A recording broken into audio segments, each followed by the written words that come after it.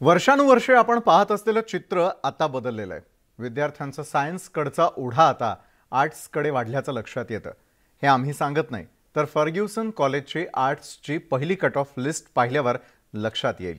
पाहूया त्याविषयीचा आमचा हा स्पेशल रिपोर्ट। शैक्षणिक क्षेत्रात सध्या कोणता ट्रेंड सुरू आहे ते ही लिस्ट पाहून लक्षात येतं। सायन्स कडे राहणारा विद्यार्थ्यांचा कल अचानक आर्ट्स कडे म्हणजे कला शाखेकडे वळू लागलाय।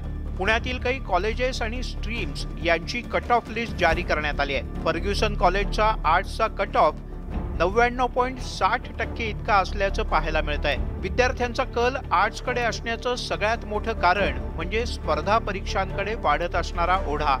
आर्ट्स मधून शिक्षण घेतल्यामुळे विद्यार्थ्यांना बराच वेळ परीक्षांची तयारी करण्यासाठी मिळतो।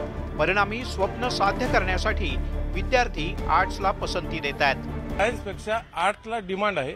त्याचं खरं कारण हे आहे की ही जी मुलं आहेत ना ही स्पर्धा परीक्षा म्हणजे IAS स्पर्धेसाठी तयारी करतात आणि म्हणूनच सुरुवातीपासून फोकस राहून ती सायन्सला वेळ न घालवण्यापेक्षा डायरेक्ट आर्टला जाऊन पहिल्याच अटेम्प्टमध्ये आपला पोस्ट जे क्रॅक करतात असा नवीन ट्रेंड तयार झाला आणि त्यातनं हा आपल्याला नवीन बदल बघायला मिळतो। ट्रेंड आर्ट्सकडे स्कॉलर मुलांचा ओढा जास्त, हे खरं कारण आहे त्यातलं। सायन्समध्ये शिक्षण घेतल्यानंतर इंजिनिअरिंग, मेडिकल किंवा अगदी हाताच्या बोटावर मोजण्या इतकेच पर्याय खुले राहतात। त्यात पुढे 12वी नंतर इच्छा आणि आवड बदलली तर फील्ड बदलणं अतिशय अडचणीचं असतं। म्हणूनच सध्या आर्ट्सला पसंती मिळताना दिसते।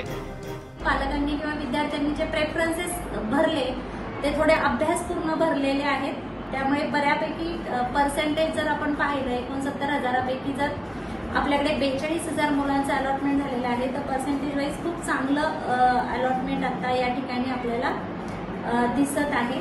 आपल्या ज्या व्हॅकन्सीज होत्या ह्या टोटल व्हॅकन्सीज आपल्या आर्ट्ससाठी होत्या 16,980 आणि त्यापैकी अलॉटमेंट आपली झालेली आहे 4,197। मागच्या वर्षी सुद्धा विद्यार्थ्यांचा ओढा सायन्सपेक्षा आर्ट्सकडे जास्त होता। एकंदरीत स्पर्धा परीक्षांचं स्वप्न साकार करण्यासाठी आर्ट्स फॅकल्टी अधिक उपयोगी पडेल असं विद्यार्थ्यांना वाटतं। त्यामुळेच शैक्षणिक क्षेत्रात हा नवा ट्रेंड दिसतोय। चंद्रकांत फुंदे, न्यूज 18 लोकमत, पुणे।